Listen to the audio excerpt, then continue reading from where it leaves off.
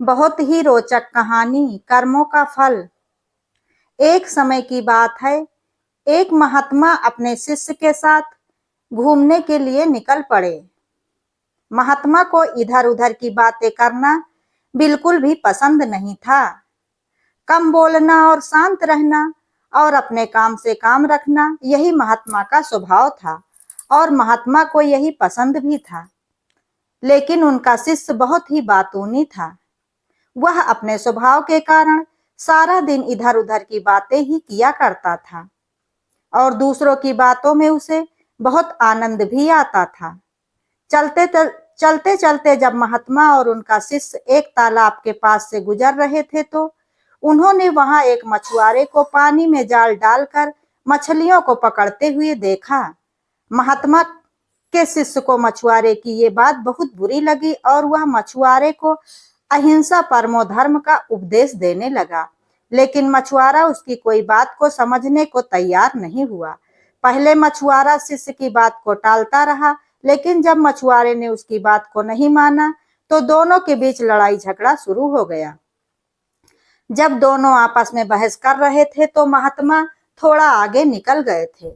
लेकिन जब महात्मा ने दोनों को आपस में झगड़ते हुए देखा तो वह वापस लौटे और शिष्य को अपने साथ चलने के लिए कहा और शिष्य का हाथ पकड़कर महात्मा उसको अपने साथ ले गए।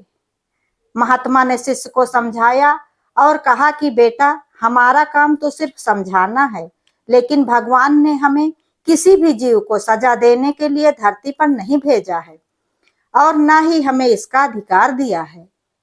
तब शिष्य ने कहा गुरुजी से कि गुरुजी, क्या हमारे राजा को इस तरह के लोगों के बारे में पता नहीं है जो इस तरह के बुरे कार्य करते हैं? क्योंकि राजा तो ना ही उन्हें रोकते हैं और ना ही इन्हें कोई दंड देते हैं। आखिर इस तरह के लोगों को सजा कौन देगा? शिष्य की बात सुनकर महात्मा ने कहा कि बेटा, तुम परेशान मत हो। इनको सजा देने वाली भी एक अलौकिक शक्ति इस दुनिया में है जो सब कुछ जानती है। भगवान की नजर सबके ऊपर हर एक पल होती है। उनकी नजरों से कभी भी कोई भी चीज छुप नहीं सकती है और वह सबके कर्मों का हिसाब भी रखते हैं। इसलिए तुम अभी चलो, तुम्हारा उससे झगड़ा करने का कोई फायदा नहीं है। शिष्य गुरुजी की बात को सुनकर थोड़ा संतुष्ट हो गया और उनके साथ चल दिया। इस बात को बीते हुए 2 वर्ष का समय निकल चुका था। एक दिन महात्मा और उनका शिष्य फिर इस नदी के पास से गुजर रहे थे और अब तो शिष्य भी 2 साल पहले हुई मछुआरे वाली घटना को पूरी तरह से भूल चुका था। लेकिन वहां पर उन्होंने एक घायल सांप को देखा जो बहुत परेशानी में था। उस सांप को हजारों चींटियां नोच नोच कर खा रही थी। लेकिन जब शिष्य ने इस दृश्य को देखा तो उसका दिल करुणा से भर गया और उससे यह सब देखा नहीं गया। वह सांप को बचाने के लिए जाने ही लगा था कि तभी महात्मा ने उसका हाथ पकड़कर उसे रोक लिया और उसको जाने से मना कर दिया। शिष्य ने गुरुजी से पूछा, आप मुझे सांप को बचाने के लिए क्यों नहीं जाने दे रहे हैं? महात्मा ने कहा, इस सांप को अपने कर्मों का फल भोगने दो। यदि आज तुमने इसको बचाने की कोशिश की तो इस बेचारे को अगले जन्म में भी यह दुख फिर भोगने पड़ेंगे, क्योंकि कर्म का फल सभी को भोगना ही पड़ता है। शिष्य ने महात्मा से पूछा कि गुरुजी, इसने ऐसा कौन सा बुरा कर्म किया है जो ये इतना भयंकर कष्ट भोग रहा है? तब महात्मा ने अपने शिष्य को समझाया और कहा कि ये भी 2 साल पहले वाले मछुआरे की तरह ही अपने पिछले जन्म में एक मछुआरा था जो कि अपने जाल में मछलियों को फंसाकर पकड़ता था। याद करो कि तुमने 2 साल पहले मछली को अपने जाल में पकड़ते हुए एक मछुआरे को उपदेश भी दिया था और वह तुम्हारे साथ लड़ने के लिए तैयार हो गया था। ठीक उसी प्रकार से यह भी पिछले जन्म में वैसा ही एक मछुआरा था और ये मछलियां ही ये चींटियां हैं जो आज इसको नोच नोच कर खा रही हैं।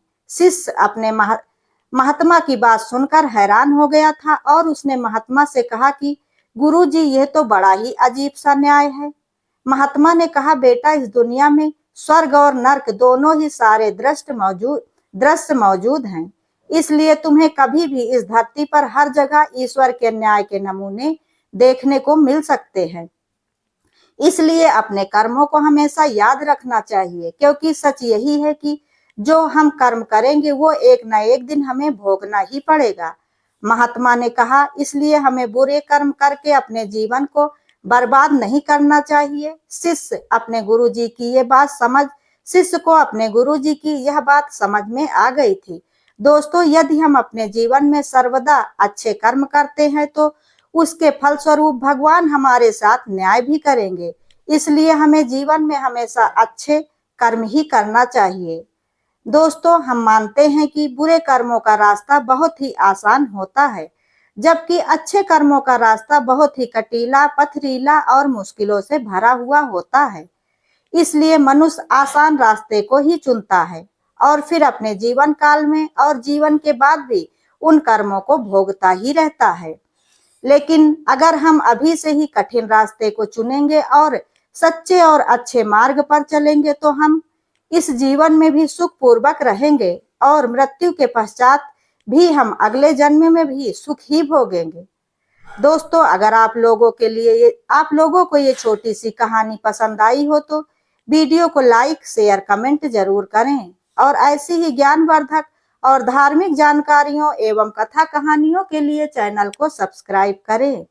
वीडियो अंत तक देखने के लिए धन्यवाद।